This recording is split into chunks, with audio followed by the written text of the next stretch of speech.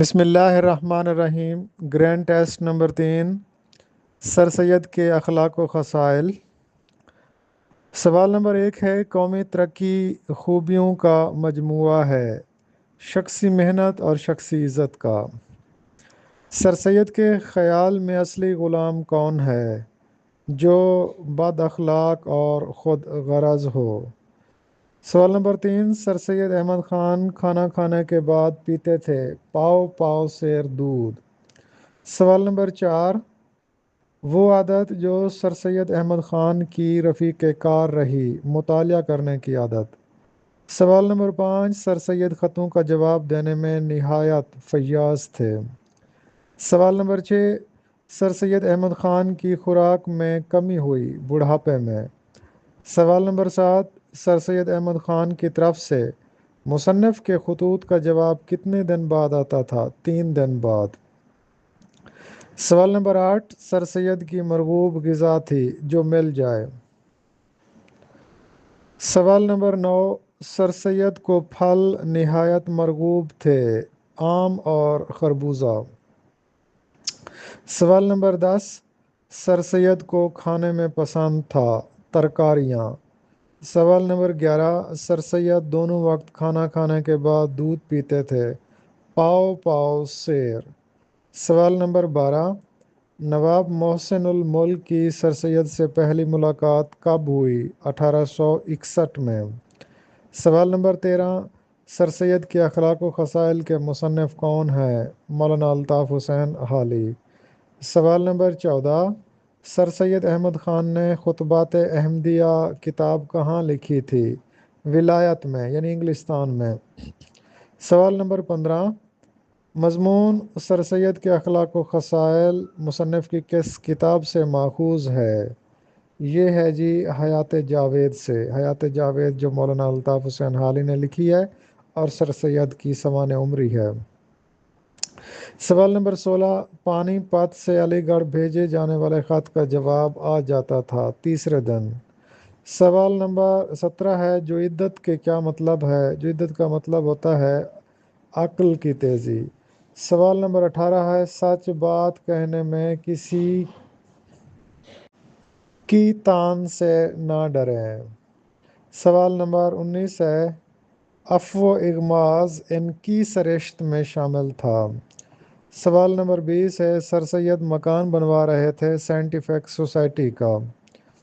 سوال نمبر 21 ہے، ایک ناوک نے اس کی مژگاں کے طائر سدرہ تک شکار کیا۔ اس میں جو لفظ ہے طائر سدرہ وہ تلمیحی ہے، طائر سدرہ سے مراد ہے حضرت جبرائیل علیہ السلام۔ سوال نمبر 22 ہے، آتش نمرود قواعد کے لحاظ سے کیا ہے؟ تلمیحی ہے۔ سوال نمبر 23 ہے، مشبہ اور مشبہ بہی کو کیا کہا جاتا ہے؟ مشبہ اور مشبہ بہی طرفین تشبیہ کہلاتے ہیں۔ سوال نمبر 24 ہے، استعارہ کے ارکان کی تعداد کتنی ہوتی ہے؟ استعارے کے 3 رکن ہوتے ہیں، مستعار لہو، مستعار منہ اور وجہ جامع۔ سوال نمبر 25، اگر غزل میں ردیف نہ ہو تو ایسی غزل کو کیا کہتے ہیں؟ غیر مردف غزل کہا جاتا ہے۔ سوال نمبر 26، مطلع قواعد کی روح سے کیا ہے؟ مطلع نکلنے کی جگہ کو کہتے ہیں، نکلنے کے مقام کو کہتے ہیں، سورج طلوع ہونے کی جگہ کو کہا جاتا ہے، لہذا جگہ کو مکان بھی کہا جاتا ہے، اس لیے مطلع قواعد کے لحاظ سے اس میں ظرف مکان ہے۔ سوال نمبر 27 ہے، وجہ جامع اہم رکن ہے کس کا؟ وجہ جامع استعارے کا رکن ہے۔ سوال نمبر 28 ہے، آخری شعر سے پہلے شعر میں اگر تخلص استعمال کیا جائے تو کیا وہ کہلائے گا؟ وہ عام شعر کہلائے گا۔ سوال نمبر 29، میں نے 22 سائیکل خریدی، 22 سائیکل مؤنث ہے۔ سوال نمبر 30 ہے، غزل کے لیے ضروری ہے، غزل کے لیے ضروری قافیہ ہوتا ہے۔ سوال نمبر 31 ہے، رہتی ایک آدھ دن بہار اے کاش،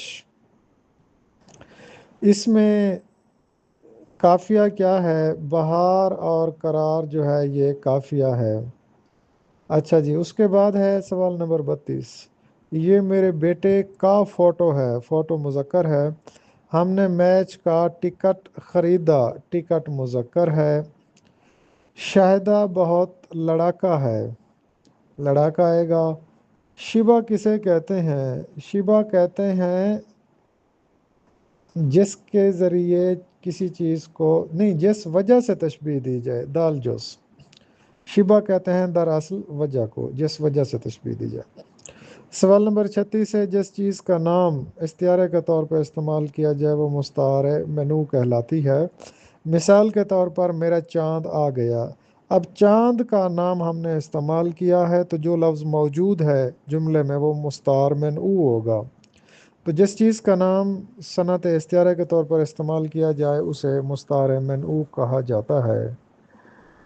علم بدیع سے تعلق ہے۔ یہ تلمیح کا تعلق علم بدیع سے ہے جبکہ تشبیہ اور استعارہ کا تعلق علم بیان سے ہے۔